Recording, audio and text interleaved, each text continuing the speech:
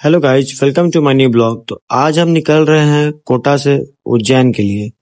तो हमारे साथ कुछ मेरे दोस्त लोग भी हैं। तो चलिए यहाँ से चलते हैं कोटा जंक्शन, उसके बाद आगे का सफर आप लोग को दिखाते हैं। जय श्री महाकाल।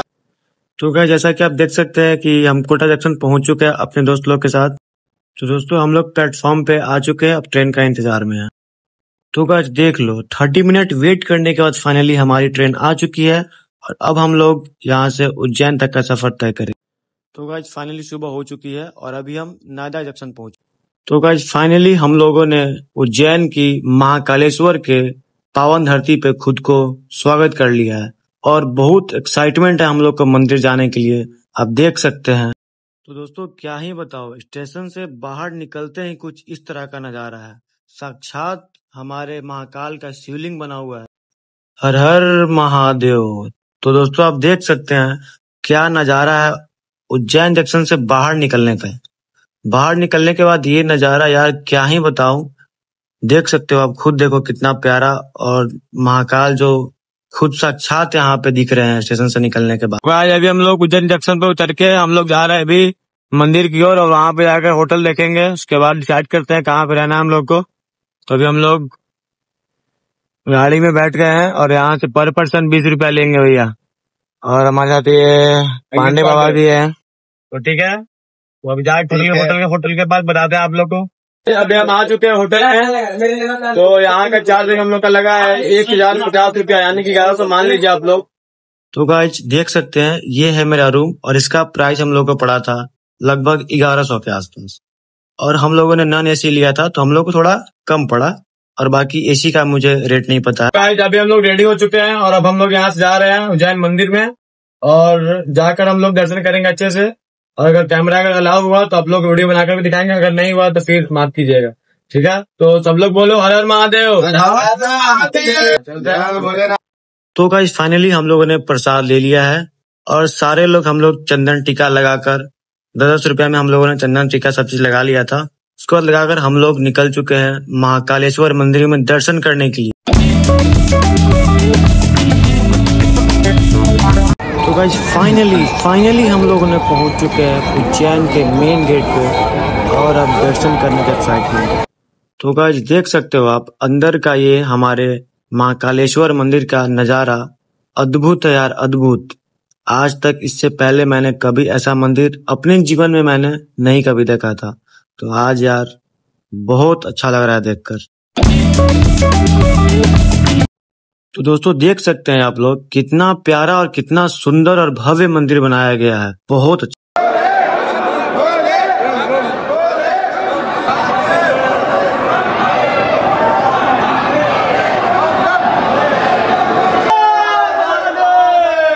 तो दोस्तों हमको एक और अच्छी चीज यहाँ पे लगी है मंदिर में, अगर आप थक जाते हो लाइन में लगे लगे तो ये जो चेयर देख रहे हो ना, ये आप लोग के बैठने के लिए बनाया गया है ताकि आप थक जाते हो ताकि आप यहाँ पे बैठ सको। तो गाइस फाइनली अब हम लोगों ने कुछ ही देर के बाद महाकाल का दर्शन करने वाले हैं। तो गाइस खुशी देख रहे हो चेहरे पे, यहाँ एक अलग लेवल का सुकून मिलता है। पता है गाइस, ये जो इतना भीड़ लगा हुआ है ना, ये कोई ऐसे ही नहीं आया है, सब बाबा का बुलावा आया। तो गाइस फाइनली हम लोगों ने महाकाल का दर्शन कर लिया, बोलो शंकर भगवान की जय। तो गाइस फाइनली हम लोगों ने महाकाल का दर्शन कर लिया है और अब करने के बाद हम लोग निकल चुके हैं बाहर। ये आपको अब बाहर का नजारा दिखा रहा है, मंदिर से बाहर का। बाहर इतना क्राउड थी ना भाई, मंदिर में भी इतना क्राउड थी, मत कहो, बहुत ज्यादा थी। और गर्मी तो भाई पीक लेवल पे थी, पीक लेवल पे। हम लोग का तो देखो पैर भाई एकदम जल रहा था, छाला पड़ गया था, लेकिन वहाँ पे व्यवस्था की गई थी मंदिर में, पानी उनी पूरा रखा गया था, सारा चीज का कोई तरह का दिक्कत नहीं हुआ वैसे। तो दोस्तों यहाँ पे स्ट्रक्चर देख रहे हो शंख का, बहुत प्यारा है और ये तो हमारे महाकाल है ही। तो भाई मंदिर बहुत ज्यादा प्यारा मंदिर है।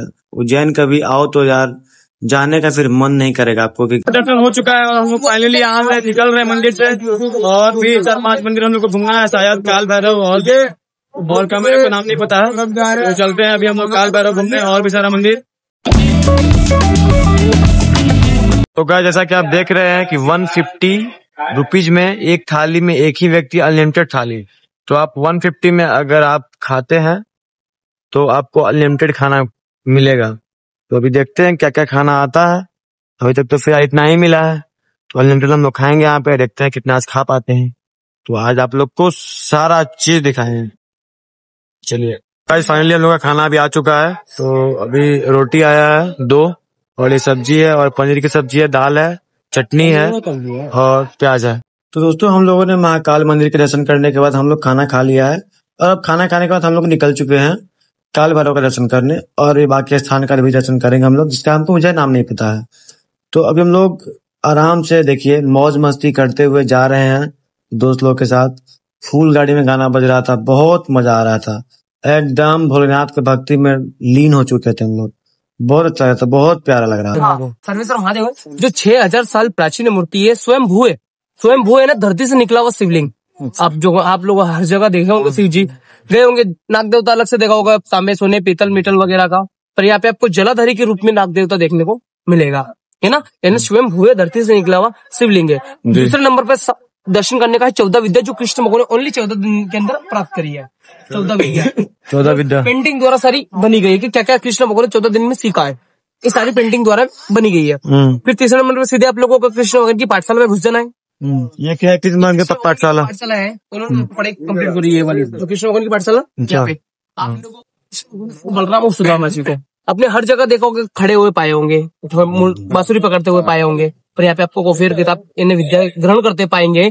आप लोगों को उनके प्रणाम करने का है। और दूसरे नंबर पर महाश्री संदीपनी के पादुचरण, इन्हें पाँव के निशान सामने बने हुए, उनकी परिक्रमा बनी हुई, उनकी एक आपको परिक्रमा लगा के निकालने का, ठीक है ना, अपनी यात्रा सफल करने के लिए। फिर चौथे नंबर पे डायरेक्ट करने का कुंडेश्वर महादेव, जब शिवजी पूरे ब्रह्मांड के वन में निकले थे, इन्हें शिवजी पूरे ब्रह्मांड के चक्कर लगा रहे थे, तो अवंतिका नगरी में 84 बार बैठे थे, और जहाँ बैठे थे शिवलिंग छोड़ के गए हैं। पर पूरे वर्ल्ड में एक ही शिवलिंग है जिसके सामने आपको चारों पैरों में नंदी जी खड़ा हुआ देखने को मिलेगा। आपने कहीं देखा चारों पैरों में नंदी जी खड़ा? नहीं देखा होगा ना। पर यहाँ पे नंदी जी क्यों खड़ा है मैं आप लोगों को बता देता हूँ। क्योंकि यहाँ पे एकादशी के दिन हरि और हर का मिलन हुआ था। हरि यानी कृष्ण भगवान, हर हो गए महादेव। पहली बार उनका मिलन यहीं पे हुआ था एकादशी के दिन, जब कृष्ण भगवान पढ़ाई कर रहे थे यहाँ पे, है ना। जब उनका मिलन होता एकादशी के दिन, तो सारे देवता खड़े हुए थे, तो उन्हीं के सम्मान में नंदी जी को भी खड़ा होना पड़ा। जब से उनकी परिक्रमा नंदी जी को खड़ी हुई मानी जाती है ना। ये 40वें नंबर पे आते हैं। इससे तो 9 नारायण 84 महादेव 16 सागर अवंतिका नगर में विराजमान है, जिसमें 8 दिन में आप लोगों की यात्रा सफल होती है। 8 दिन तक, पर अपन 8 दिन तक तो यहाँ रह नहीं सकते ना, इसीलिए अपने को जो मेन मंदिर है ये 3.5 का अवंतिका नगरी में इसलिए विराजमान है। मैं आप लोगों को अगले मंदिर के बारे में गाइड करूंगा, जब बताऊंगा कि 3.5 काल की यात्रा करने से अपने को क्या फायदा रहता है और क्या नुकसान होता है। मैं सारी चीज आपको बता दूंगा। पहले ये मंदिर फटाफट कर लो आप, काल भैरव में भीड़ कम मिलेगा अपने को, ठीक है। पहला, दूसरा, तीसरा, चौथा और गाड़ी के पास मैं यही पे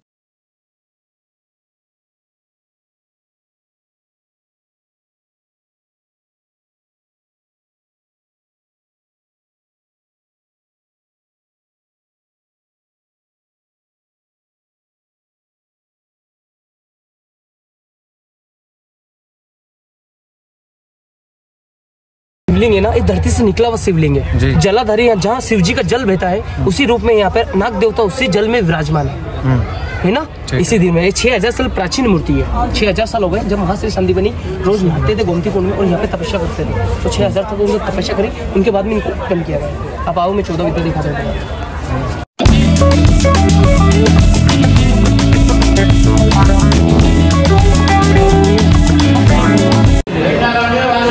ये क्या है भैया पेंटिंग? ये 14 विद्या जो सीखी 14 दिन के अंदर सीखी गई है कृष्ण भगवान ने।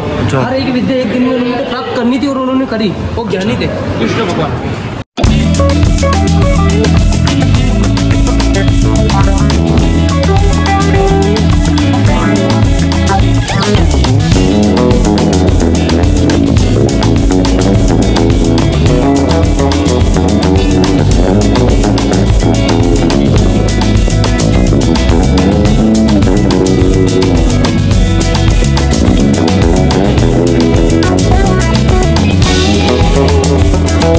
कुंड है, कृष्ण भगवान ने महाकाल की जटा के ऊपर हाथ रखा था और उनका पानी प्राप्त करा था। जहाँ संदीपनी गुरु जी है उसमें नहाते थे और उनको पता चला था रोज।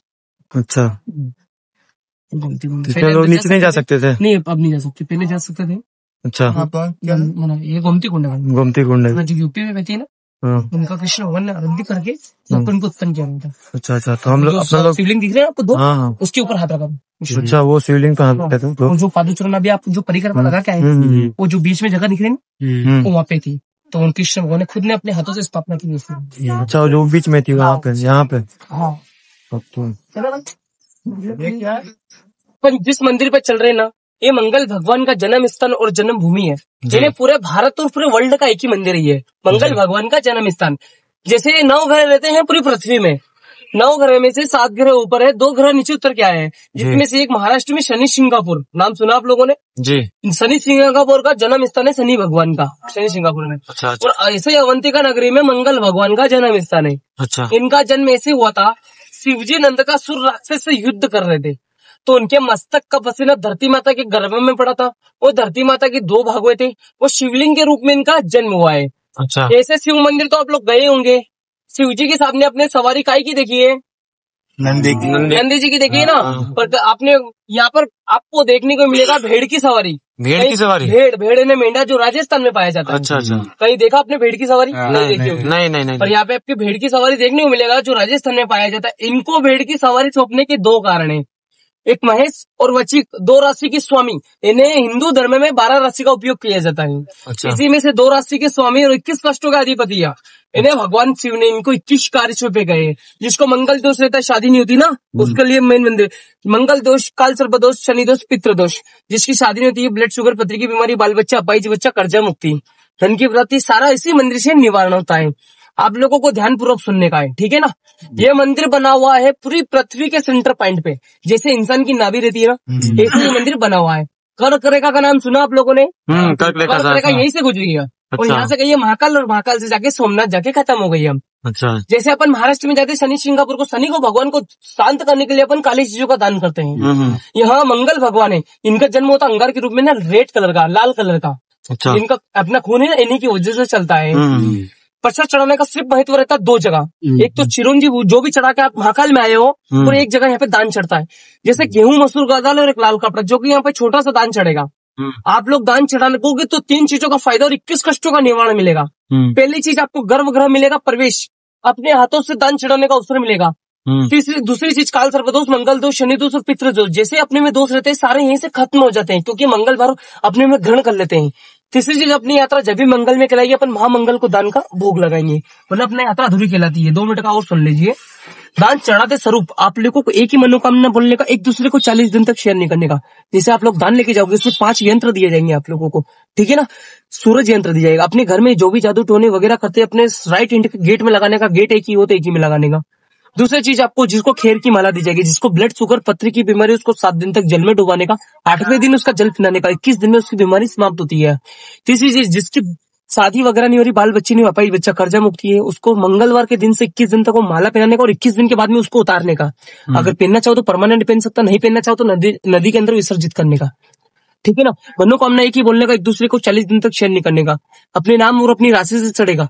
अगर किसी को राशि नहीं मालूम हो तो कश्यप बोलने का, अपना नाम जरूर बोलने का। अपने नाम में ऐसा अपने 9 घर में जो बाधा थी ना, जैसे किसी का क्या 3.5 काल विराजमान, इन्हें यहाँ पे दान चढ़ाने से आप लोगों को 3.5 काल की यात्रा सफल होती है। पहला काल महाकाल, दूसरा काल काल भैरव, तीसरा काल गढ़कले का, अद्रकाल है मंगल भगवान का मंदिर। नेक्स्ट में सबसे बड़ी संख्या 0 को मानी जाएगी ना, इसे अद्रकाल को सबसे बड़ा काल। जैसे अपने महाकाल मृत्यु होती है ना, ये 3.5 काल से नहीं होती है।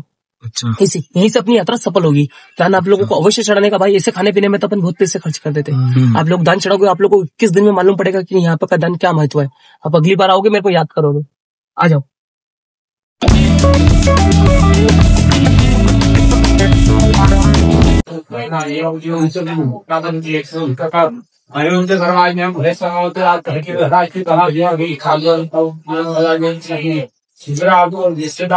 तो गाइस, हम एक चीज आप लोग से पूछना चाहेंगे कि यहाँ पे ये 9 शिवलिंग क्यों है, इसका पूजा कैसे क्या होता होगा, कमेंट बॉक्स में जरूर बताना।